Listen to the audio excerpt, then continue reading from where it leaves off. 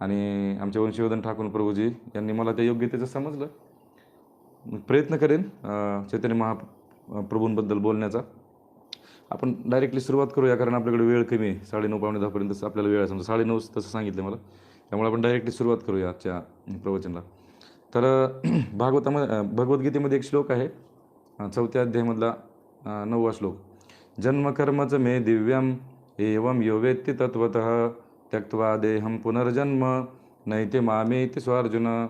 भगवंत अर्जुनाला म्हणतात की अर्जुना, जन्मकर्मच मे दिव्यम एवं यो वेत्ति तत्वतः त्यक्त्वा देहम पुनर्जन्म नैते मामेति स्वार्जुन. अर्जुना, जो व्यक्ती माझा जन्म आणि कर्म याचं रहस्य जाणतो, जन्मकर्मचं मे दिव्यम एवं यो वेत्ति तत्वतः, जो तत्वतः माझा जन्म आणि माझं कर्म, माझं लीला हे जाणतो ना, तर भगवंत म्हणतात की तो व्यक्ती देह सोडल्यानंतर परत या भौतिक जगामध्ये परत फिरून येत नाही. तर तो कुठं जातो म्हणे, तर माझ्या धामाला. न तद्भास येते सूर्यो न शशांको न पावकः यद्गत्वा न निवर्तन्ते तद्धाम परमं मम. तो माझ्याकडं परत येतो. तर भगवंत जे येतात ते वेगवेगळे उद्देश आहेत भगवंतांचे येण्याचे. जसं भगवद्गीतेमध्ये श्लोक आहे की यदा यदा हि धर्मस्य ग्लानिर्भवति भारत अभ्युत्थानमधर्मस्य तदात्मानं सृजाम्यहं परित्राणाय साधूनां विनाशाय च दुष्कृतां धर्मसंस्थापनार्थाय संभवामि युगे युगे. भगवंतांचा येण्याचा जो उद्देश आहे तो आहे धर्माची स्थापना करणं. मग भगवंत, जसं आपल्याला माहीत आहे की वराह भगवंत आले, वराह भगवंतांनी येऊन हिरण्याक्षाचा वध केला. नरसिंह भगवंतांनी हिरण्यकश्यपूचा वध केलेला आहे. त्याच्यानंतर राम भगवंत आले, राम भगवंतांनी रावणाचा वध केलेला आहे आणि धर्माची स्थापना केलेली आहे. कृष्ण भगवंत आले आणि भगवंतांनी आपण बघू शकतो की एवढं मोठं महाभारताचं युद्ध न भूतो न भविष्यती, म्हणजे 64 करोड लोक महाभारताच्या युद्धामध्ये मारलेले आहेत भगवंतांनी. हे वेगळे झाले. आणि ज्यावेळेस जरासंध मथुरेवरती आक्रमण करायला यायचं सारखं, त्यावेळेस जरासंध प्रत्येक वेळेस 17 अक्षौहिणी सैन्य,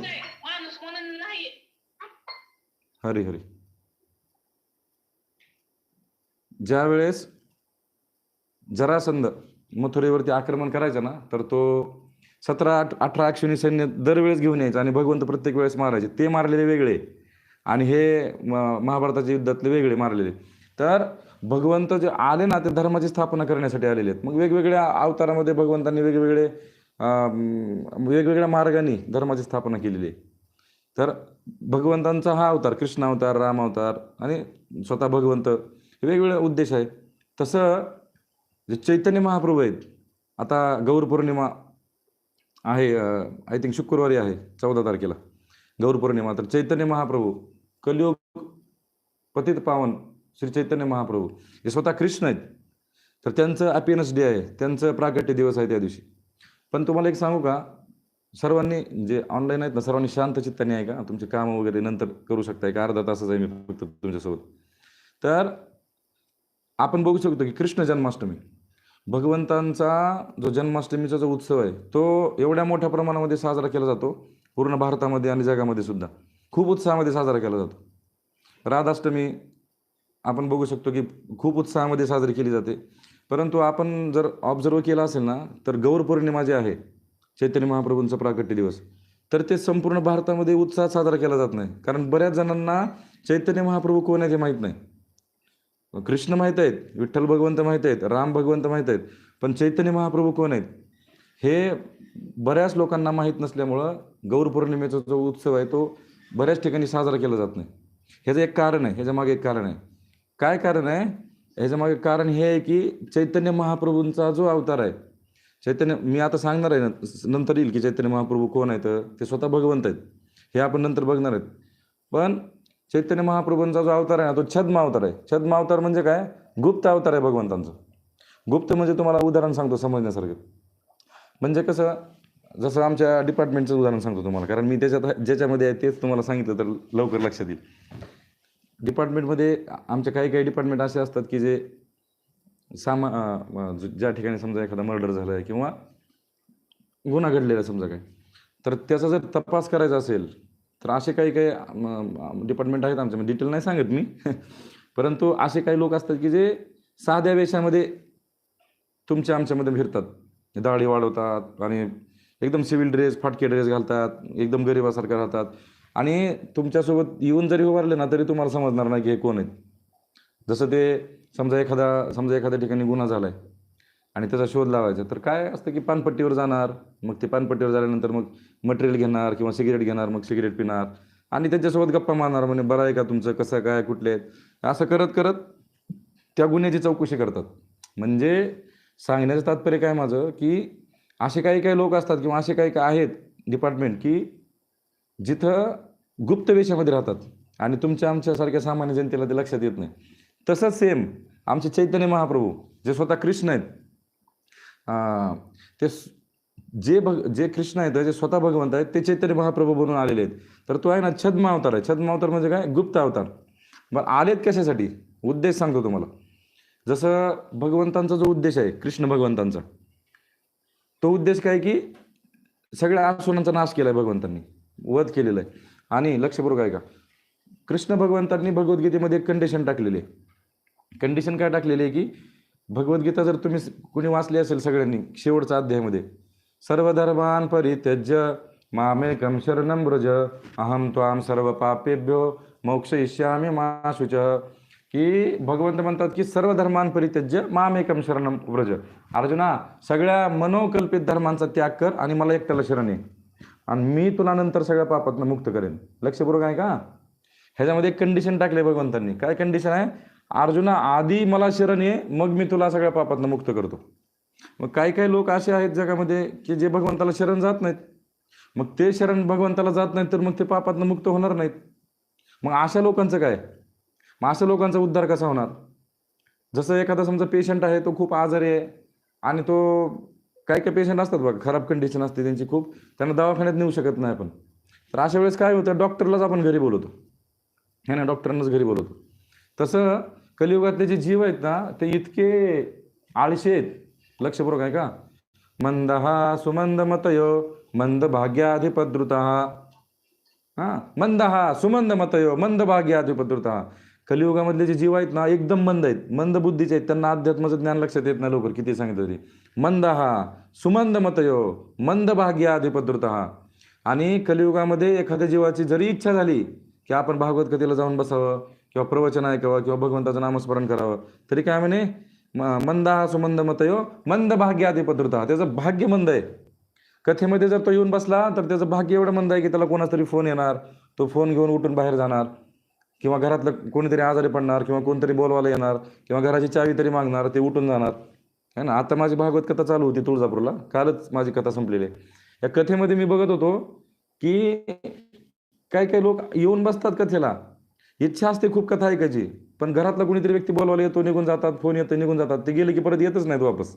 ह्याचा अर्थ काय, मंद भाग्याधिपद्रुता. कलियुगातल्या जीवाचं भाग्य खूप मंद आहे. मग हे भगवंतांना, पांडुरंगांना सहजासहजी शरण जात नाहीत. आकुड असतात काही काही. आमच्या भाषेत, मराठी भाषेत आमच्या इकडे म्हणतात खुडील असतात. खुडील म्हणजे काय की हे शरण जात नाहीत भगवंताला सहजासहजी. मग अशा जीवांचं कल्याण कसं करणार, कारण हे सगळेच भगवंताचे मुलं आहेत. मग भगवंत काय करतात, स्वतःला चैतन्य महाप्रभूच्या रूपात भगवंत येतात.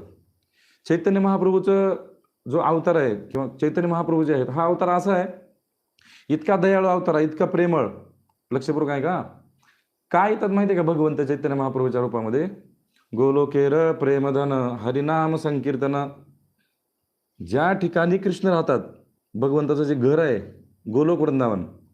असं गोलोक वृंदावन काय हे डिटेल सांगितलं, तुम्ही ऐकलं असेल प्रभूजींकडून, इतके दिवस तुम्ही भागवत क्लास करताय.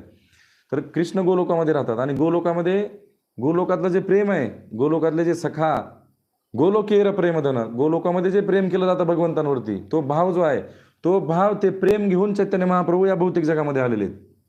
म्हणजे आपण एवढे नालायक आहेत, म्हणजे मी तरी, की माझ्यासाठी भगवंतांना चैतन्य महाप्रभूचं रूप धारण करून भगवंत त्या ठिकाणी आलेले आहेत. का बरं, कारण मी भगवंतांना कसं शरण जायचं हे मला माहीत नाही किंवा मी जात नाही, माझ्यामध्ये खूप अहंकार आहे. मग चैतन्य महाप्रभू काय करतात, मी स्वतःच येतो म्हणे ह्याला हरिनाम द्यायला. लक्षपूर्वक आहे का. चैतन्य महाप्रभू कृष्ण प्रेम द्यायला आलेले आहेत. कृष्ण प्रेम कोण देऊ शकतो माहिती का, ज्या व्यक्तीकडं ते प्रेम आहे, ज्या व्यक्तीकडं ती वस्तू आहे, तोच व्यक्ती ती वस्तू देऊ शकतो. जसं समजा एखाद्या व्यक्तीकडं, समजा एखाद्या व्यक्तीला 1,000 करोड रुपये पाहिजे किंवा 10 लाख रुपये पाहिजे, ते लक्ष्मी कोण देऊ शकतं, ते पैसे कोण देऊ शकतात, ज्या व्यक्तीकडं ते पैसे आहेत तोच देऊ शकतो. तसं कृष्ण प्रेम कोण देऊ शकतं, तर भगवंतांचं प्रेम हे असाच व्यक्ती देऊ शकतो की ज्याच्याकडे ते प्रेम आहे, ज्याच्याकडे साठ आहे, ज्याच्याकडे त्याचा समुद्र आहे भरलेला. आणि ते चैतन्य महाप्रभू आहेत, स्वतः कृष्णच आहेत. पण चैतन्य महाप्रभूच्या रूपात का आलेत, लक्षपूर्वक आहे का. भगवंतांनी सांगितलं, मगाशी मी सांगितलं की भगवंत गीतेमध्ये म्हणतात की सर्व धर्मान परित्यज्य मामेकम शरणम व्रज अहम त्वाम सर्व पापेभ्यो मोक्षयिष्यामि मा शुच. सगळ्या धर्माचा त्याग कर, मला शरण आहे, हे भगवंतांनी सांगितलं. पण शरण जायचं कसं हेच नाही सांगितलं. मग ते शरण कसं जायचं हे शिकवण्यासाठी आमचे चैतन्य महाप्रभू आलेले आहेत, भगवंत आलेले आहेत स्वतः. भगवंतांना शरण कसं जायचं, भगवंतांची भक्ती कशी करायची, शरणागती म्हणजे काय, कसं शरणागत व्हायचं भगवंतांना, हे चैतन्य महाप्रभूंनी शिकवलंय. लक्षपूर्वक आहे का. चैतन्य महाप्रभूंना चैतन्य महाप्रभूंचा कृष्णावरती एवढी प्रेम आहे, स्वतःच कृष्ण आहेत पण भक्ताच्या रूपात आलेले आहेत. लक्षपूर्वक आहे का. तर चैतन्य महाप्रभूंना काही लोक विचारायचे, असे हजारो लोक बसलेले आहेत समजा, आणि चैतन्य महाप्रभू येऊन त्यांच्यामध्ये बसले, तर काही लोक चैतन्य महाप्रभूंना प्रश्न विचारायचे की महाप्रभू सत्संग म्हणजे काय, सत्संगाची व्याख्या सांगा. तर चैतन्य महाप्रभू म्हणायचे कृष्ण.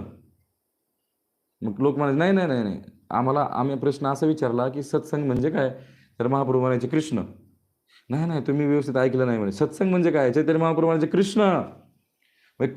कृष्ण जो शब्द आहे ना, कृष्ण, त्या कृष्ण या शब्दामध्ये संपूर्ण सत्संग सामावलेला आहे. तर सत्संगाची व्याख्या सांगितलेली आहे. सत्संग म्हणजे काय, कृष्ण. सत्संग म्हणजे काय, कृष्ण. म्हणजे काय, हरिनाम. लक्षपूर्वक आहे का, हरिनाम. हरे कृष्ण कृष्ण कृष्ण हरे हरे, हरे राम राम राम हरे हरे. जो व्यक्ती या नामाचा जप करतो ना, हरे कृष्ण महामंत्राचा, तर त्यानं जगातले सर्व सत्संग केलेले आहेत.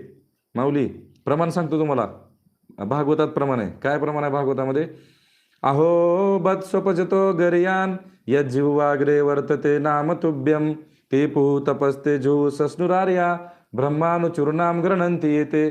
काय सांगितलंय, अहो बत्स्वपजतो गर्यान यज्जिह्वाग्रे वर्तते नाम तुभ्यम ते पु तपस्ते जु सस्नुरार्या ब्रह्मानुचूर्णाम गृह्णन्ति येते. म्हणजे काय, जो व्यक्ती हरे कृष्ण महामंत्राचा जप करतो, भागवतामध्ये सांगितले की जो व्यक्ती भगवान नामाचा जप करतो, त्या व्यक्तीनं संपूर्ण यज्ञ, तीर्थ, मंत्र, वेदांचा अध्ययन हे सर्व केलेलं आहे. लक्षात आलं का. म्हणजे हरे कृष्ण महामंत्र जे चैतन्य महाप्रभू घेऊन आलेले आहेत, तो हरे कृष्ण महामंत्र म्हणजेच एक खूप मोठा सत्संग आहे, जो व्यक्ती भगवंताच्या नावाचा जप करतो. तर हे चैतन्य महाप्रभू असं सांगितलं की श्रीकृष्ण चैतन्य राधा कृष्ण नाही अन्य.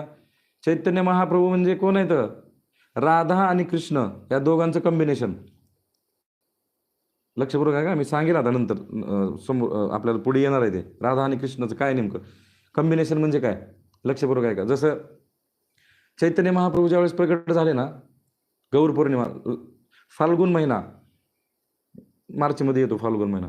फाल्गुन महिन्यामध्ये पौर्णिमा येते ना, त्या पौर्णिमेच्या दिवशी श्री चैतन्य महाप्रभूंचं प्रागट्य झालेलं आहे. आणि ज्या दिवशी चैतन्य महाप्रभूंचं प्रागट्य झालं ना, त्या दिवशी पूर्ण चंद्र, कसला चंद्र, पूर्ण चंद्र पौर्णिमेचा, तो प्रगट झालेला आहे. लक्षपूर्वक आहे का.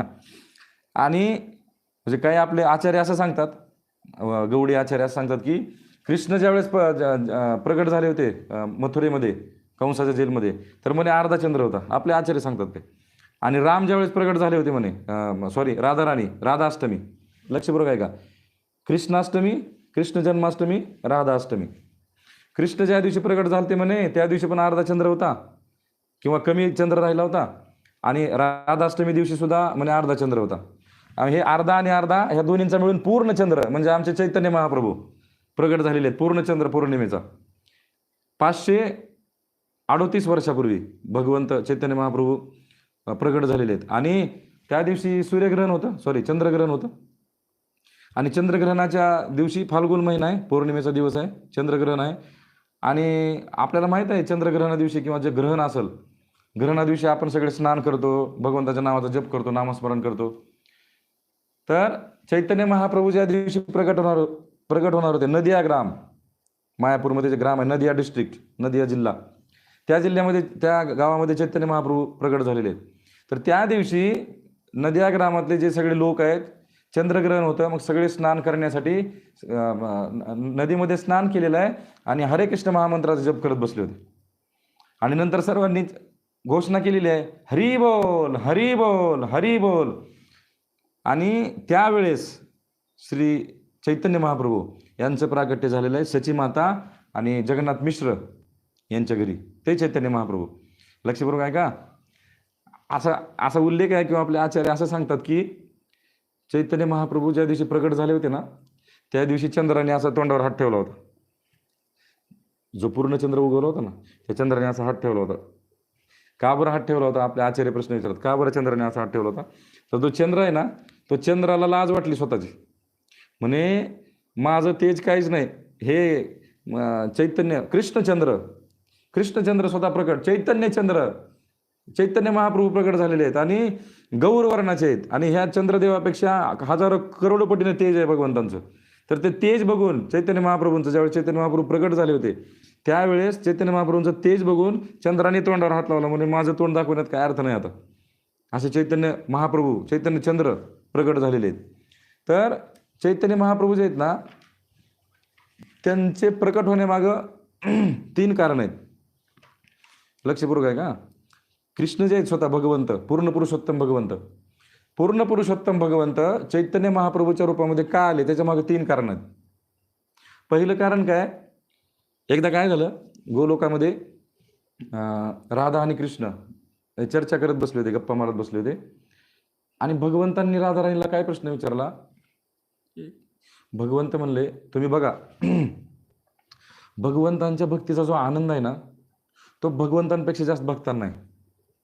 जसं तुम्हाला सांगू का, एखादं मूल ज्यावेळेस आपल्या आईचं दूध पितं ना, मूल आईचं दूध पित असताना त्या मुलाला खूप आनंद येतो, आईला पण आनंद येतो, दोघांनाही आनंद येतो. पण पिणारा जो आहे ना, आईचं दूध पिणारा, त्या मुलाला खूप आनंद येतो. तसं भक्त ज्यावेळेस भगवंतांची भक्ती करतात ना, हरिनामाचा जप करतात ना, हरे कृष्ण महामंत्रात संकीर्तन करतात, तर भक्तांना खूप आनंद येतो. भक्त भावविभोर होतात, अष्टविकार जागृत होतात.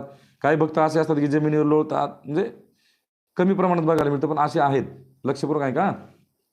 मग भगवंत काय विचार करतात की हे भक्त, ह्यांना नेमकं ह्यांच्या काय भावना असतात. म्हणजे माझं नाम घेतात, माझं जप करतात, माझ्या धामामध्ये येतात, मातीमध्ये लोळतात, ह्यांना काय आनंद होत असेल या भक्तांना. मग कृष्ण आणि राधाराणी, भगवंत आणि राधाराणी चर्चा करत बसलेत गोलोकामध्ये.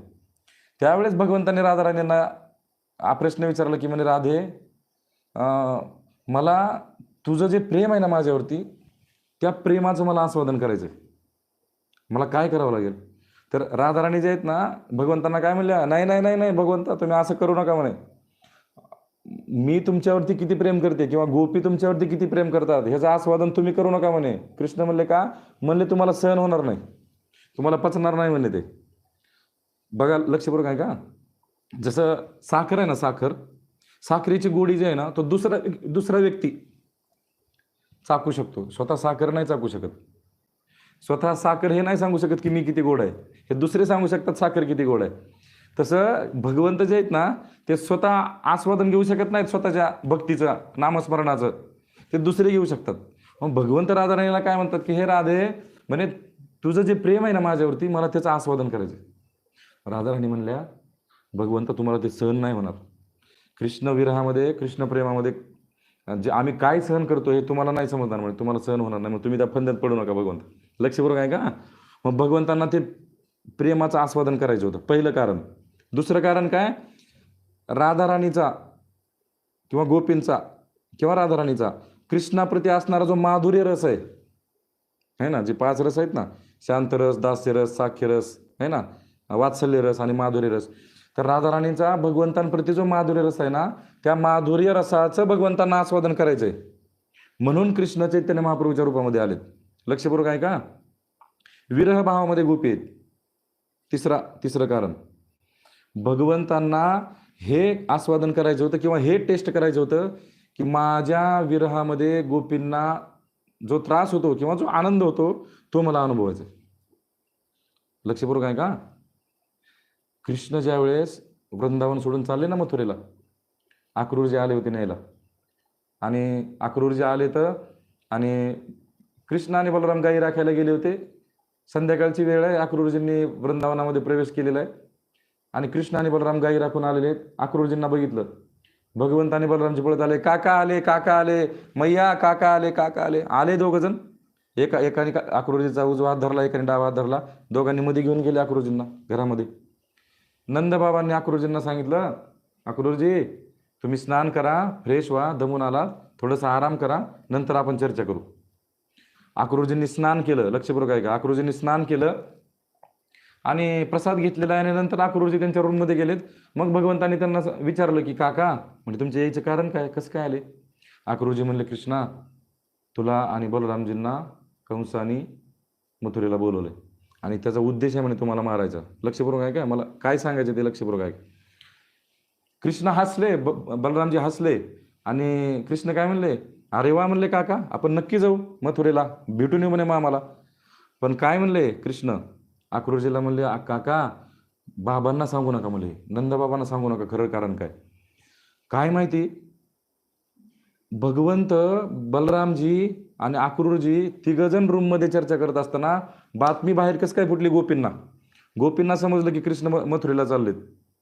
आणि रात्रीच गोपींनी मिटिंग घेतलेली आहे. रात्री गोपींना समजलं की कृष्ण उद्या चाललाय मथुरेला. सगळ्या गोपी गोळा झालेल्या आहेत, रडायला लागलेत, म्हणे कृष्ण आपल्याला सोडून चाललाय, वापस कधी येईल का नाही गॅरंटी नाही.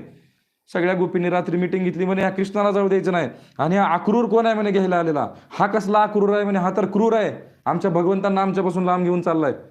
आणि गोपींनी सकाळी पहाट झालेली आहे, भगवंत उठलेत आणि अक्रूरजींनी रथ तयार केलाय. आपले गुरु महाराज खूप सुंदर भजन गातात. सोडून या गोपींना कृष्ण मथुरेसी गेला, अक्रूराने रथ सजविला, अक्रूराने रथ सजविला, कृष्ण रथामध्ये बैसला, कृष्ण रथामध्ये बैसला. अक्रूरजींनी रथ सजवला, कृष्ण रथामध्ये बसलाय आणि सगळ्या गोपी त्या रथासमोर आल्यात आणि भगवंतांना अडवलंय. आणि गायी आल्यात, वासर, सगळे मोर आलेले आहेत, जे पशुपक्षी आलेत सगळे आलेत. आणि सर्वजण रडायला लागलेत, म्हणजे कृष्ण चाललाय, येईल का नाही काही गॅरंटी नाही, वापस कधी येईल काही माहित नाही. आणि लक्षपूर्वक आहे का, अक्रूरजी रथ हलवायला लागलेत. गोपी काय म्हणल्या, कृष्णा म्हणे तुला जायचं असेल ना तर आम्ही खाली झोपणार, आमच्यावरून रथ घालायचा, आम्हाला मारून मग जायचं तू पुढे समोर. लक्षपूर्वक आहे का, भगवंतांना काय निर्णय घ्यावा लक्ष समजत नव्हतं.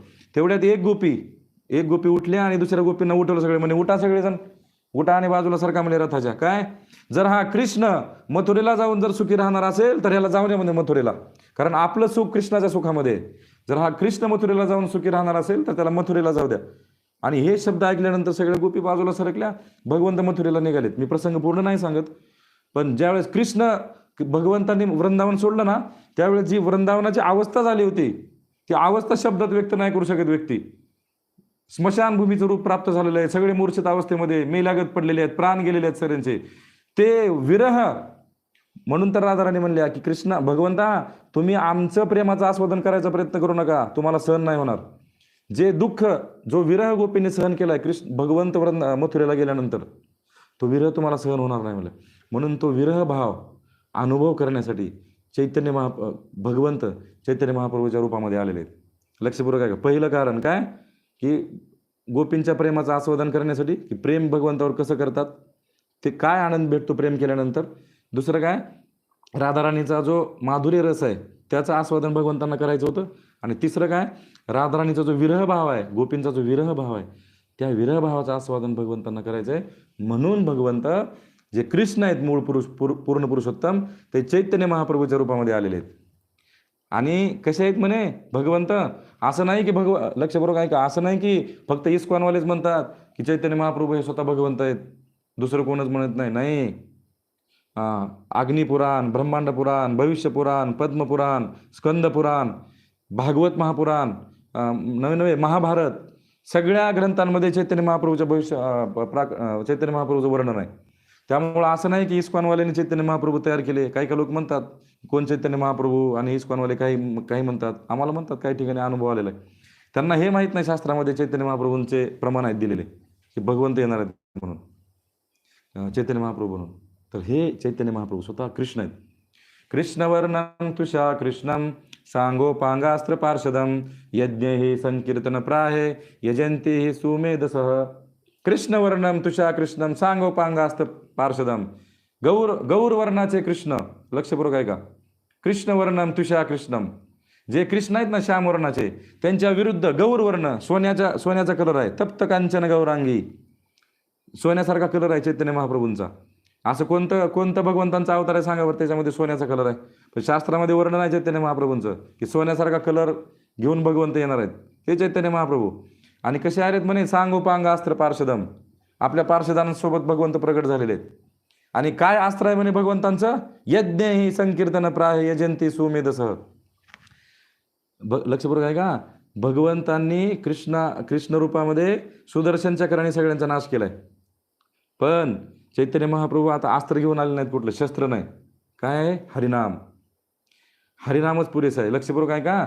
ज्यावेळेस जगाई आणि मदाईला, आपण बघणार आहेत उद्या, ते जगाई आणि मदाईला चैतन्य महाप्रभू मारायला लागले ना सुदर्शन घेऊन, तर नित्यानंद प्रभूंनी चैतन्य महाप्रभूला सांगितलं म्हणे, भगवंता तुमचा अवतार मारण्यासाठी नाही म्हणे, हा किती जणांना मारणार? कलियुगामध्ये सगळे दुष्ट आहेत म्हणे, किती जणांना तुम्ही मारणार? हरिनाम. आपल्याला चैतन्य महाप्रभूंचा उद्देश काय? पापी माणसाचा वध नाही करायचा. पापी माणसामध्ये जे पाप आहे ना ते नष्ट करतात चैतन्य महाप्रभू, आणि ते म्हणजे हरिनामाने नष्ट करतात. म्हणून हरिनाम एवढं सूक्ष्म अस्त्र आहे, सूक्ष्म शस्त्र आहे की आपल्या हृदयामध्ये असणारे काम, क्रोध, लोभ, मोह, मद, मत्सरी सूक्ष्म जे विकार आहेत ना, त्या सूक्ष्म विकारांना मारण्यासाठी तेवढंच सूक्ष्म अस्त्र लागतं, ते म्हणजे भगवंतांचं नाम, हरे कृष्ण महामंत्र. आणि ते चैतन्य महाप्रभू घेऊन आलेले. लक्षपूर्वक आहे का? आत्ता जे मी 3 कारणं सांगितले ते चैतन्य महाप्रभूंचे अंतरंग कारण आहेत प्रगट होण्याचे. आणि बाह्य कारण काय चैतन्य महाप्रभू प्रगट व्हायचं? अद्वैत आचार्य. अद्वैत आचार्य जे आहेत ना ते स्वतः महाविष्णू आहेत. भगवंत, लक्षपूर्वक आहे का? स्वतः महाविष्णूंचा अवतार आहे. आणि काय? सदाशिव आणि महाविष्णू ह्या दोघांचं कॉम्बिनेशन म्हणजे आमचे अद्वैत आचार्य. तर ते अद्वैत आचार्य ज्यावेळेस प्रगट झाले ना, तर चैतन्य महाप्रभूंपेक्षा 50 वर्षांनी मोठे आहेत अद्वैत आचार्य. तर चैतन्य महाप्रभू यायच्या 50 वर्ष आधी त्यांनी आलेले आहेत. लक्षपूर्वक आहे का? आणि 50 वर्ष ते आले ना त्यांनी, तर शालिग्राम भगवंत जे आहेत, शालिग्राम भगवंतांची रोज पूजा करायचे अद्वैत आचार्य, आणि रोज अभिषेक करायचे, तुळशीपत्र व्हायचे, आणि एकच प्रार्थना करायची भगवंतांना, भगवंता म्हणे घोर कलियुग चालू झालेलं आहे, लोकांमध्ये तुमच्याबद्दल प्रेम नाही, लोक तुमचं दर्शन करत नाहीत, तुमचं नामस्मरण करत नाहीत, शास्त्र वाचत नाहीत, खूप पतन झाले म्हणे समाजाचं सध्या. भगवंता माझी तुम्हाला खूप विनंती आहे, तुम्ही लवकर प्रगट व्हा. आणि मग अद्वैत आचार्यांच्या विनंतीला, प्रार्थनेला मान देऊन भगवंत चैतन्य महाप्रभूच्या रूपामध्ये प्रगट झालेले आहेत. लक्षपूर्वक आहे का? पहिले 3 अंतरंग कारण आणि हे बहिरंग कारण. तर काय सांगितलंय चैतन्य चरितामृतमध्ये? श्रीअंग श्रीमुख से करे दर्शन तार पाप क्षय हय पाये प्रेमधन. म्हणे श्रीअंग श्रीमुख से करे दर्शन, चैतन्य महाप्रभूच्या मुखाचं दर्शन जरी केलं ना तुम्ही, नुसतं चैतन्य महाप्रभूंना बघितलं ना नुसतं, काय होतं म्हणे? तार पाप क्षय हय पाये प्रेमधन. एका क्षणामध्ये त्या व्यक्तीचे अनंत जन्माचे पाप नष्ट होतात. एकदा चैतन्य महाप्रभूंना जर बघितलं आणि त्यांचं जर नाव घेतलं तर म्हणे कुठल्या व्यक्तीचे पाप नष्ट होतात? पात्र आणि अपात्रतेचा विचार न करता चैतन्य महाप्रभू त्या व्यक्तीवरती कृपा करतात. आणि काय प्रदान करतात म्हणे? पाये प्रेम धन. त्या व्यक्तीला कृष्ण प्रेम प्रदान करतात. कृष्ण प्रेम. तुम्हाला माहिती आहे का, ज्यावेळेस कुब्जा आहे ना, कुब्जा ज्यावेळेस चंदन घेऊन चालली होती आणि कृष्ण मथुरेमध्ये आलते ना, तर भगवंतांनी, पूर्ण प्रसंग नाही सांगत पण डायरेक्टली सांगतो, भगवंतांनी त्या कुब्जेला स्पर्श केला होता. तिच्या पायावरती एक पाय ठेवला आणि तिच्या हनवटीला भगवंतांनी ज्यावेळेस स्पर्श केला ना असा तिच्या शरीराला, आणि ज्यावेळेस असा झटका दिला ना जोराचा, तर तिला खूप सुंदर रूप प्राप्त झालं होतं. कृष्ण स्पर्श निस्ता झाला होता तरी इतकं सुंदर रूप तिला प्राप्त झालं होतं. आमचे चैतन्य महाप्रभू तर इतके कृपाळू आहेत, काय म्हणे, नुसतं मुख जरी बघितलं महाप्रभूंचं आणि भगवंतांचं एखाद्या अंगाचं दर्शन जरी केलं, पाये प्रेम धन. वेडा होतो म्हणे, ते व्यक्ती वेडावून लोळतो रस्त्यावरती चैतन्य महाप्रभू दर्शन केल्यानंतर. आणि पात्र अपात्र ह्याचा विचार नाहीत करत महाप्रभू की हा खूप पापी आहे किंवा हा ह्या धर्माचा आहे. नाही, सगळ्यांना कृष्ण प्रेम चैतन्य महाप्रभू प्रदान करणार. लक्षपूर्वक आहे का? चैतन्य महाप्रभू कधी येतात? तर असं सांगितलं, चैतन्य मंगल नावाचा ग्रंथ आहे. त्या चैतन्य मंगल ग्रंथामध्ये असं सांगितलं की बाहेर दिवसे अवतार एक बार, द्वापारे रकल योगे करे न विहार. ब्रह्माच्या एका दिवसामध्ये, लक्षपूर्वक आहे का, ब्रह्माच्या एका दिवसामध्ये 1000 चतुर्युग घेऊन जातात. 1000 चतुर्युग, सत्ययुग, सॉरी, ब्रह्माच्या एका दिवसामध्ये 24 तास, 24 तासापैकी निम्मे 12 तास, ब्रह्माजींचे 12 तास म्हणजे 1000 चतुर्युग. लक्षपूर्वक आहे का? 1000 चतुर्युग. एक चतुर्युग म्हणजे काय? सत्ययुग, त्रेतायुग, द्वापरयुग आणि कलियुग, ह्या चारींचे मिळून एक चतुर्युग. असे 1000 चतुर्युग. एका चतुर्युगाचा कालावधी किती आहे? एका चतुर्युगाचा कालावधी आहे 43,20,000 वर्ष. असे 43,20,000 गुणुले 1000 एवढं केल्यानंतर, लक्षपूर्वक आहे का, तेवढे वर्ष ब्रह्माजींच्या 12 तासामध्ये असतात. आणि तेवढ्याच 12 तासाची ब्रह्माजींची रात्र असते. तर ब्रह्माजींच्या या एका 12 तासामध्ये, दिवसाच्या 12 तासामध्ये चैतन्य महाप्रभू फक्त एकदा येतात. लक्षपूर्वक आहे का? आणि आपण एवढे भाग्यशाली आहेत, कदाचित आपल्याला किंमत नसेल त्याची किंवा आपल्याला महत्त्व माहीत नसेल, पण आपण एवढे भाग्यशाली आहेत, एवढे भाग्यशाली आहेत की फक्त आणि फक्त 538 वर्षापूर्वी चैतन्य महाप्रभू येऊन गेलेले आहेत. आपण किती भाग्यशाली आहेत बघा. पूर्ण पुरुषोत्तम कृष्ण, जे मूळ कृष्ण आहेत ना, ते येऊन गेले द्वापरयुगामध्ये. आणि त्यांच्यानंतर लगेच चैतन्य महाप्रभू आले. त्याच्यानंतर लगेच श्रील प्रभुपाद आले. हे तिघजण आहेत ना, साधारण नाहीत. आणि हे काय म्हणतात त्याला, आपण किती भाग्य, आपल्या भाग्याची गणना कुणीच सांगू शकत नाही. इतके आपण भाग्यशाली आहेत की आपण आत्ताच्या काळामध्ये जन्मलोय, चैतन्य महाप्रभूंच्या काळामध्ये जन्मलोय. ही भगवंताची खूप मोठी कृपा आहे आपल्यावरती. तर असे जे चैतन्य महाप्रभू आहेत ते ब्रह्माजींच्या 12 तासामध्ये, म्हणजे जे वर्ष सांगितले मी 1000 गुणुले 43,20,000, त्याच्यामध्ये चैतन्य महाप्रभू एकदा येतात. आणि लक्षपूर्वक आहे का, ब्रह्माजींच्या या 12 तासामध्ये सुद्धा 14 मनू होतात. तर 14 मनू, तर कुठल्या मनूमध्ये चैतन्य महाप्रभू येतात? तर वैवस्वत मनवंतरामध्ये, जे आत्ता चालू आहे सध्या. आत्ता जे सूर्यदेव आहेत ना आपले, तर त्यांचं नाव आहे वैवस्वत, विवस्वान.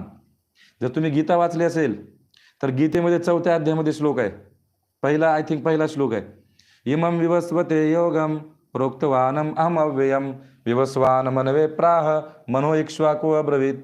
भगवंत म्हणतात, अर्जुना, ही जी गीता आहे ना, मी ही 20 लाख वर्षापूर्वी मी कोणाला सांगितलेली आहे? इमं विवस्वते योगम, विवस्वानाला सांगितलेले. लक्षपूर्वक आहे का? विवस्वानाला सांगितलेले आहे.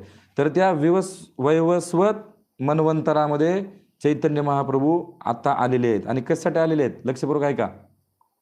वैवस्वत मनवंतरे श्याम गौरहया, द्वापार रे कली पूजा कली कीर्तनो करिया. काय सांगितलंय? वैवस्वत मनवंतरे श्याम गौरहया, द्वापार रे पूजा कली कीर्तन करिया. वैवस्वत मनवंतरामध्ये आलेले चैतन्य महाप्रभू आणि वैवस्वत मनवंतरामध्ये आलेले भगवान कृष्ण, भगवंतांनी काय केलं द्वापरयुगामध्ये? पूजा. लक्षपूर्वक आहे का? कृते ध्यायतो विष्णू त्रेतायाम यजतो मुखे, द्वापारे परिचर्यायाम कलौ तत् हरिकीर्तनात. कृते ध्यायतो विष्णू, सत्ययुगामध्ये भगवंताचं ध्यान करून भगवंतांची, त्रेतायुगामध्ये यज्ञ करून, द्वापरयुगामध्ये पूजा करून. ह्यात काय सांगितलंय? द्वापर रे पूजा कली कीर्तनो करिया. द्वापरयुगामध्ये जे कृष्ण आले त्यांची प्राप्ती पूजा करून केलेली आहे. आणि कलियुगामध्ये जे चैतन्य महाप्रभू आलेले ते काय करतात म्हणे? कली कीर्तनो करिया. कशासाठी येतात चैतन्य महाप्रभू? हरे कृष्ण कृष्ण कृष्ण हरे हरे, हरे राम राम राम हरे हरे. तर लोचनदास ठाकूर आपले जे आचार्य आहेत ते सांगतात की चैतन्य महाप्रभू कलियुगामध्ये हरे कृष्ण महामंत्राचा प्रचार करण्यासाठी आणि आपला उद्धार करण्यासाठी आलेले आहेत. लक्षपूर्वक आहे का? धन्य धन्य कलयुग युगे रऊपरी, संकीर्तन यज्ञ सभे हैला अधिकारी. काय सांगितलंय? धन्य धन्य कलयुग युगे रऊपरी. म्हणे सगळ्या युगामध्ये कलियुग हे जे आहे ना खूप धन्य आहे म्हणे. का बरं? संकीर्तन यज्ञ सभे हैला अधिकारी. कलियुगामध्ये फक्त आणि फक्त भगवंताच्या नावाचं संकीर्तन करून आपण भगवंतांची प्राप्ती करू शकतो, चैतन्य महाप्रभूंची प्राप्ती करू शकतो, कृष्ण प्रेम प्राप्त करू शकतो. लक्षात येतं का आपण किती म्हणजे हे बघा, कधी कधी काय होतं माहिती का, रोज वेळ आहे ना, 5 मिनिट 5-10 मिनिट. हो प्रभू. हां, तुमचा टाइम झाला मला सांगा प्रभू, मी थांबवतो. काय सांगितलंय? तुमचे ज्या भक्तांना शक्य आहे ते थांबतील आणि ज्यांना शक्य नाही ते लेट होतील. ठीक. ऐकतोय प्रभूजी, बोला. ठीक आहे बरं. काय सांगितलंय? धन्य धन्य कल युग युगे रऊ परी. म्हणे सगळ्या युगामध्ये, 4 युगामध्ये कलियुग खूप धन्य आहे. का बरं? संकीर्तन यज्ञ सभे हैला अधिकारी. हे कसं झालं तुम्हाला सांगू का? समजा एखादा पेशंट आहे आणि समजा त्याला अटॅक आलेला किंवा त्याच्यामध्ये त्याचं काय केलं ते काय म्हणतात त्याला, छातीमध्ये त्याच्या वाल बसवलेला आहे, एन्जिओप्लास्टी केलेली आहे समजा, आणि खूप मोठं हॉस्पिटल आहे. जसं आमच्या इकडं सोलापूरला अश्विनी हॉस्पिटल खूप मोठं आहे. अश्विनी हॉस्पिटल आहे, यशोधरा हॉस्पिटल आहे, पुण्यामध्ये लता मंगेशकर हॉस्पिटल आहे. लक्षपूर्वक आहे का? तर सगळे लोक त्या मोठ्या हॉस्पिटलला जातात आणि काही आजार झाला आहे समजा, काही रोग झालेला आहे आणि मोठ्या मोठ्या हॉस्पिटलला दाखवलं आहे पण इलाज होत नाही. मग गल्लीतल्या एकाने काय सांगितलं, अरे बाळा, एवढ्या मोठ्या हॉस्पिटलला कशाला चालला तू? हे अश्विनी हॉस्पिटल, हे यशोधरा हॉस्पिटल, कशाला लाखो रुपये खर्च करायला? मग काय करू म्हणे. अरे म्हणे, आपल्या गल्लीत तो आहे ना आयुर्वेदिक डॉक्टर, ती आयुर्वेदिक औषध देते म्हणे, लगेच गुण येतो. आम्ही बऱ्याच जणांचा अनुभवलेलं. पण तुम्हाला सांगू का, आपल्याला विश्वास बसत नाही. अरे म्हणे त्या अश्विनी हॉस्पिटलला, अपोलो हॉस्पिटलला मोठं दाखवलं, तिथं काय फरक पडला नाही, आणि गल्लीतल्या डॉक्टरला काय फरक पडणार आहे? पण त्यानं सांगितलं, खूप विनंती केली, म्हणजे एकदा जाऊन तर बघ काय होतंय. मग तो गेला तिथं त्या डॉक्टरकडे आणि त्याने एकदम साध्या गोळ्या दिल्या. पित्ताचा आजार होता किंवा समजा पित्त झालेलं होतं, काय शरीरामध्ये प्रॉब्लेम असतील, त्यांनी बॉडी डिटॉक्स करून बाहेर काढले सगळे, नीट झाला तो काही दिवसांनी आजार त्याचा. मग विश्वास बसत नाही कधी आपल्याला, एवढ्या मोठ्या हॉस्पिटल सोडून गल्लीतल्या हॉस्पिटल दवाखान्यात कशाला जायचंय? तसं हे दुसरे जे 3 युग आहेत ना, सत्य, त्रेता, द्वापार, ह्याच्यामध्ये खूप कष्ट करावं लागतं भगवंतांची प्राप्ती करण्यासाठी. आणि आता कलियुगामध्ये कसं आहे, हरिनाम फुकट आहे. विठ्ठल आमचा फुकाचा, फुकाचा म्हणजे फुकट, भगवंतांनी नाव फुकट दिलेलं आहे. पण लोकांना विश्वास बसत नाही. म्हणे नाम स्मरण करून कुठं भगवंतांची प्राप्ती होत असते का? आणि असं कुठं बघितलंय का? म्हणे मोठे मोठे संत म्हणे हजारो वर्षापासून तपश्चर्या करायला लागलेत ऋषी म्हणे, ते काय येडे आहेत का? अहो, कलियुगामध्ये तपश्चर्या करणारे खरेच येडे आहेत. कारण कलियुगामध्ये ते सांगितलेलंच नाही. कलियुगामध्ये सरळ सोपा मार्ग सांगितलाय. हरे कृष्ण महामंत्राचा जप करा, संकीर्तन करा आणि आपल्या आपल्या घरी वापस जा गोलोकाला, वैकुंठामध्ये. पण लोकांना ते नको वाटतंय. त्यांना अपोलो हॉस्पिटलला जायचं म्हणजे काय? त्यांना तपस्याच करायची, ध्यानच करायची, 12 ज्योतिर्लिंग बोंबलत फिरायचे आणि खर्च करायचा, लाख लाख रुपये खर्च करायचा आणि येताना लंगडत यायचं यात्रेवरून आणि म्हणायचं, प्रभूजी आत्ता यात्रा माझी पूर्ण झाली बघा, पण लई त्रास झाला म्हणे प्रभूजी, पाय लंगडा झाला, लाखो रुपये खर्च झाले. त्यावेळेस समाधान वाटतं, तरी भगवंताची प्राप्ती नाही. म्हणून आमचे तुकाराम महाराज सांगतात की, अन्य वाटा झाल्या क्षीण, कलीन घडे साधन, उचित विधी विधान न कळे सर्वता, भक्तिपंथ बहुसोपा. अन्य वाटा झाल्या क्षीण. अन्य वाटा म्हणजे काय? अन्य मार्ग, ध्यान योग, ज्ञान योग, अष्टांग योग, हठयोग क्षीण झाल्यात. क्षीण म्हणजे समजते का? क्षीण म्हणजे त्यांना टीबी झालेला आहे, टीबी, क्षयरोग. ते तुम्हाला मदत करू शकत नाहीत. फक्त आणि फक्त काय मदत करू शकतं? हरिनाम, हरे कृष्ण महामंत्र. आणि ते आमचे चैतन्य महाप्रभू घेऊन आलेत, जे गोलोकातलं प्रेमधन आहे. असे चैतन्य महाप्रभू आहेत. लक्षपूर्वक आहे का?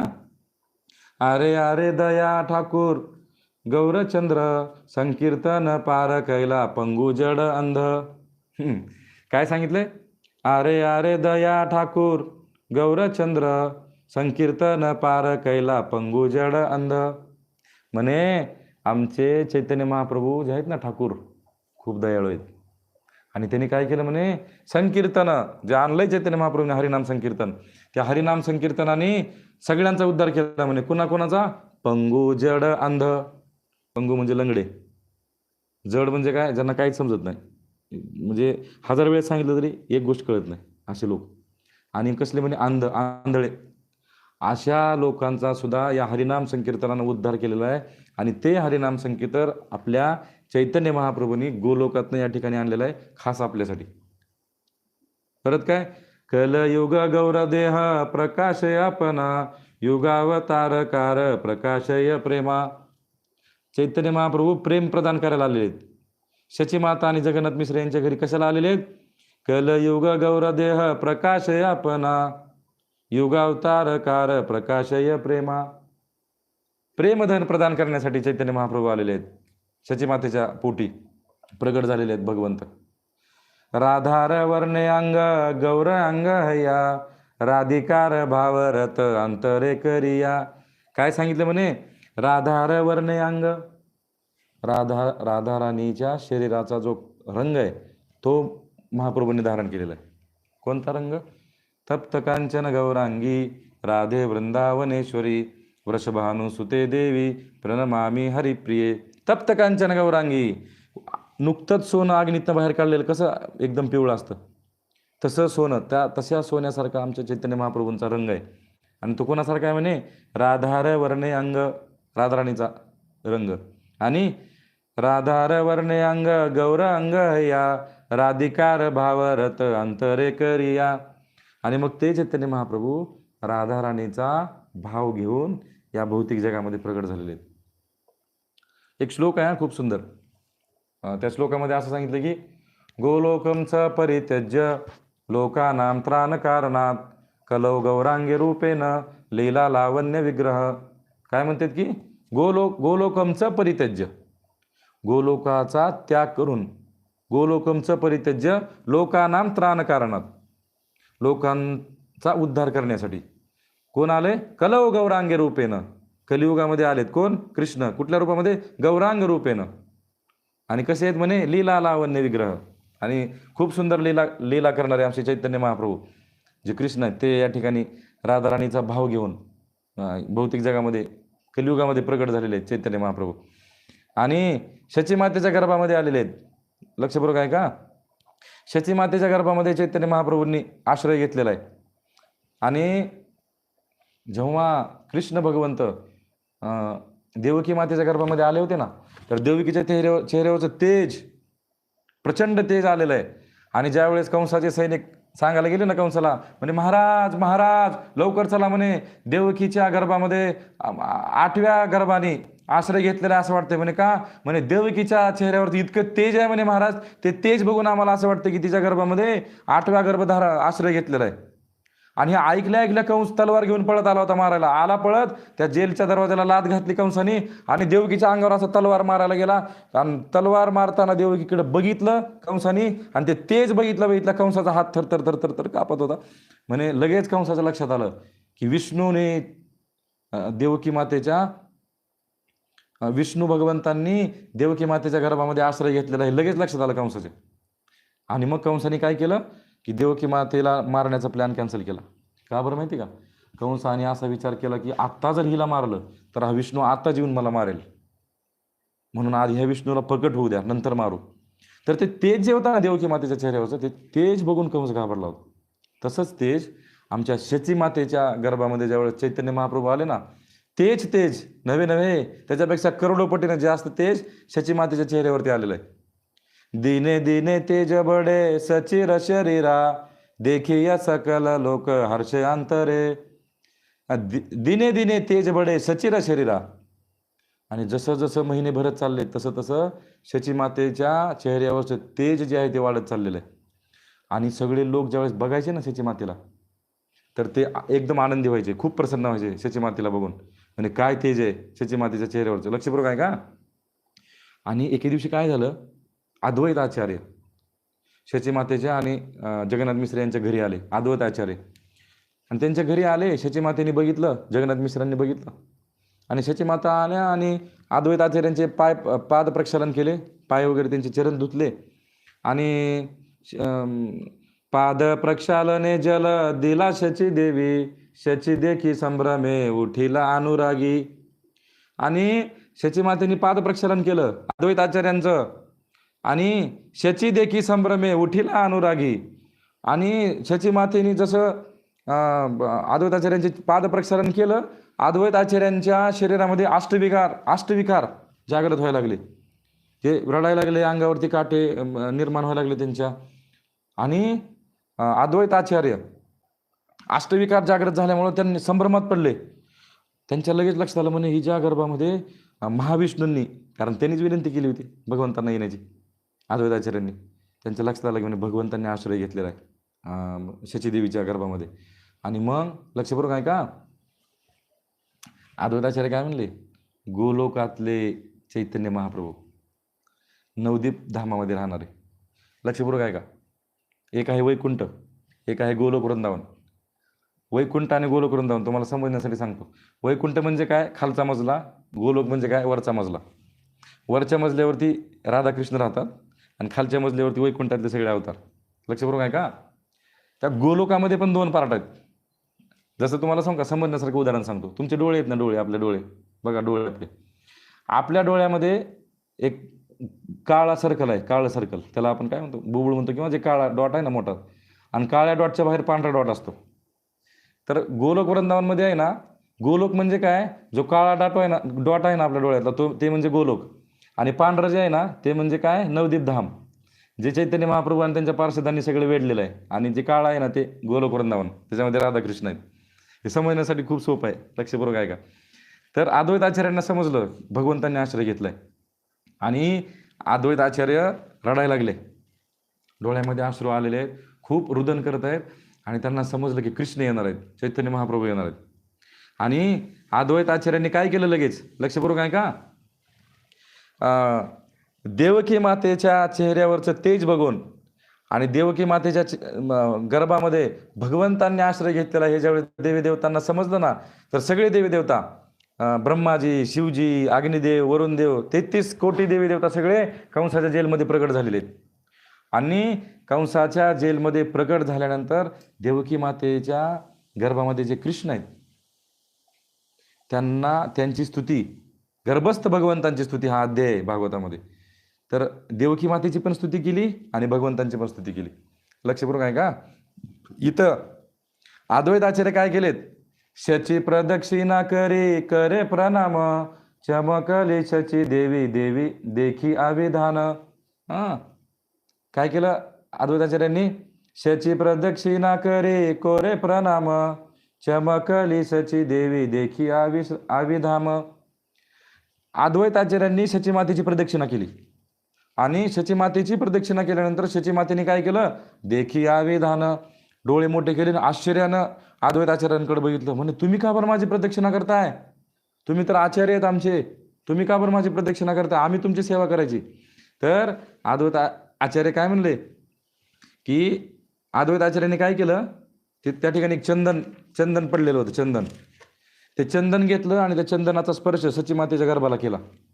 जसं सचीमातेच्या गर्भाला अद्वैताचार्यांनी त्या चंदनाचा स्पर्श केला, तसं अद्वैताचार्यांचं सगळं अंग, सगळं पूर्ण इंद्रिय, पूर्ण सगळे शरीर पुलकित व्हायला लागलं, आणि अष्टविकार जागृत झाले परत त्यांच्यामध्ये. आणि काय, पुलकित सब अंगे जानी या संदर्भ, गंध चंदन या पूजे शरीर श्री गर्भ. अद्वैताचार्य म्हणले, ज्या गर्भात कृष्ण येतात ना, त्या गर्भाची पूजा केली जाते, त्या गर्भाला प्रदक्षिणा केला जातो. लक्षपूर्वक आहे का. एक म्हणजे भगवंत, दुसरे म्हणजे भगवंतांचे भक्त. कयादूच्या पोटामध्ये ज्यावेळेस प्रल्हाद महाराजांनी आश्रय घेतला, तर देवी देवतांना माहीत नव्हतं. तर देवी देवता, इंद्र वगैरे देवी देवता कयादूला मारण्यासाठी आले होते, आणि कयादूला न्यायले होते धरून. नारद मुनी आले. नारद मुनी म्हणले, काय करताय, कोणाला नेताय म्हणे तुम्ही. तर इंद्र म्हणला, म्हणे, हिच्या गर्भामध्ये जे संतान आहे, त्याचा बाप इतका आगाव आहे म्हणे, इतका शक्तिशाली आहे तो हिरण्यकश्यपू, म्हणे संतान कशी असेल त्याची पोटातली, म्हणून आम्ही ह्याला मारणार आहेत. नारद मुनी म्हणले, अरे वेड्यांनो, तुम्हाला माहिती आहे का म्हणे हिच्या गर्भात कोण आहे. हिच्या गर्भात महाभागवत, भगवंतांचे महान भक्त प्रल्हाद महाराज जन्म घेणार आहेत म्हणे. फक्त देवतांनी एवढंच ऐकलं. ऐकल्या लगेच त्या कयादूचा हात सोडला, आणि कयादूला 3 प्रदक्षिणा घातल्या देवी देवतांनी. का म्हणे, महाभागवत आलेला आहे. मला सांगा, आता तर शची मातेच्या गर्भामध्ये स्वतः कृष्ण आहेत, चैतन्य महाप्रभू आहेत, मग का बरं प्रदक्षिणा नाही घालणार. मग अद्वैत आचार्य म्हणले की, हे शची माता, ज्या गर्भामध्ये कृष्ण येतात त्या गर्भाची पूजा कोण नाही करणार, कोण प्रदक्षिणा नाही करणार, सगळेच करणार, केलंच पाहिजे. आणि मग जशी देवतांनी गर्भस्तुती केली, तशी अद्वैत आचार्यांनी शची मातेची गर्भस्तुती केलेली आहे. आणि सगळे देवी देवता पण शची मातेच्या जगन्नाथ मिश्र यांच्या घरी आलेले आहेत. ब्रह्म शिवा शुक आदि यत देवगण, उदर सन्मुख सबे करो स्तवन. काय सांगितलंय, ब्रह्मा शिव शुक आदि यत देवगण, ब्रह्माजी, शिवजी, शुकदेव गोस्वामी, हे जे सगळे आहेत ना, सगळ्यांनी काय केलं? स्तवन केलेलं आहे. उदर सम्मुख करे सब करे यह स्तवन. शची मातेच्या समोर थांबलेत आणि शची मातेच्या गर्भाला प्रणाम केला आणि शची मातेच्या गर्भाला प्रणाम करून सगळ्या देवी देवतांनी शची मातेची स्तुती केलेली आहे, गर्भस्तुती केलेली आहे की आता कृष्ण येणार आहेत, चैतन्य महाप्रभू येणार आहेत म्हणून. आणि काय शेवटचं सांगतो म्हणजे आपण थांबलं तर चालेल ना प्रभूजी? म्हणजे मला परत सकाळी ड्युटीला निघायचं लगेच 7ला, मग थोडंसं. हो प्रभूजी. येस, शेवटचं सांगतो मी. देवी देवता काय म्हणले? जय जय अनंत अद्वैत सनातन, जय अच्युतानंद नित्यानंद जनार्दन. काय म्हणले? आमचे चैतन्य महाप्रभू इतके कृपाळू आहेत. जय जय अनंत अद्वैत सनातन, जय अच्युतानंद नित्यानंद जनार्दन. एवढे कृपाळू आहेत म्हणजे आमचे चैतन्य महाप्रभू. कुठल्याही भगवंतांच्या अवतारासोबत चैतन्य महाप्रभूंचं कंपॅरिझन होत नाही. एवढे आमचे चैतन्य महाप्रभू नित्यानंदी आणि जनार्दन, नेहमी आनंदी राहणारे, जनार्दन कृपा वाटणारे. आणि कसे आहेत म्हणे? नमो महावदन्याय कृष्ण प्रेम प्रदायते, कृष्णाय कृष्ण चैतन्य नामने गौरत्विषे नमः. नमो महावदन्याय, खूप दयाळू, उदार मनाचे. वदन्याय म्हणजे काय? उदार हृदयाचे, त्यांचं हृदय समुद्रासारखं आहे, सागरासारखं आहे. असे आमचे चैतन्य महाप्रभू. कुणाचा अपराध बघत नाहीत, कुणी पापी आहे, कुणी पुण्यवान आहे, कुणी माझी भक्ती करतंय, नाही. सगळ्यांना हरे कृष्ण महामंत्र वाटलेला आहे. कृष्ण प्रेमधन चैतन्य महाप्रभूंनी वाटलेलं आहे. तर असे चैतन्य महाप्रभू आहेत. तर आता गौर पौर्णिमा आहे शुक्रवारी. तर चैतन्य महाप्रभूंबद्दल जेवढं आपण सांगू तेवढा प्रचार होईल. कारण बरेच लोक म्हणतात की आम्हाला चैतन्य महाप्रभू माहिती नाही, ती मग आम्ही कधी ऐकलंच नाही चैतन्य महाप्रभूंबद्दल. तर ते काम ॲक्च्युली आपलं आहे. जे प्रचार करतात, जे इस्कॉनशी जोडलेले आहेत, त्यांचं ती सेवा आहे की चैतन्य महाप्रभूंचा जास्तीत जास्त प्रचार करणे, लोकांना सांगणे. मग लोकांना समजेल की हे कोण आहेत चैतन्य महाप्रभू. नाहीतर मग आम्हाला बऱ्याच ठिकाणी म्हणतात आम्हाला विठ्ठलच माहीत आहेत, कृष्ण माहीत आहेत, आम्ही यांचं कधी नावच ऐकलेलं नाही.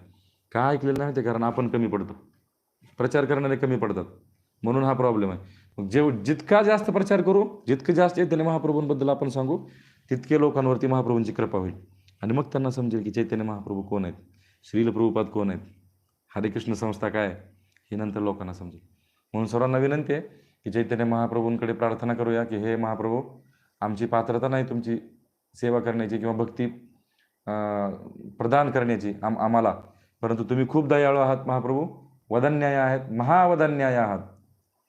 तर आमची काय चूक झाली असेल तर आम्हाला क्षमा करा भगवंता.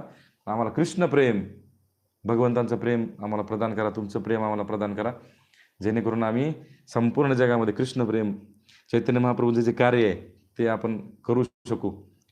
खारीचा वाटा आणि ते चैतन्य महाप्रभूंच्याच कृपेने होणार आहे, आपल्या प्रयत्नाने होणार नाही. हरे कृष्णा. चैतन्य महाप्रभू की जय. पंचतत्व की जय. आगामी गौर पौर्णिमा महामहोत्सव की जय. जगद्गुरु श्रील प्रभुपाद की जय. ताई गौर प्रेमानंदे. हरी हरी बोल. परमपूज्य गुरु महाराज की जय. उद्या आहे ना, उद्या चैतन्य महाप्रभूंबद्दलच थोडं आपण जाणून घेणार आहेत, त्यांच्या जन्माविषयीच. आणि उद्या आपण काय चैतन्य महाप्रभूंच्या लीला पण बघणार आहेत. उद्या आणि परवा असे काही लीला आपण ऐकणार आहेत की ज्या आपण कधी ऐकलेल्या नसतील, श्रवण केलेल्या नसतील. तर सर्वांना विनंती आहे, उद्या सर्वांनी परत 9 वाजता तुमचं जे रेग्युलर शेड्यूल आहे ते, माझी ड्युटी झाल्यानंतर मी येतो आणि 9ला 5 मिनिटं कमी असताना मी जॉईन होतो. हरे कृष्ण प्रभूजी. सर्व वैष्णवांचे दंडवत प्रणाम. हरे कृष्ण. काही चुकलं असेल तर क्षमा करा.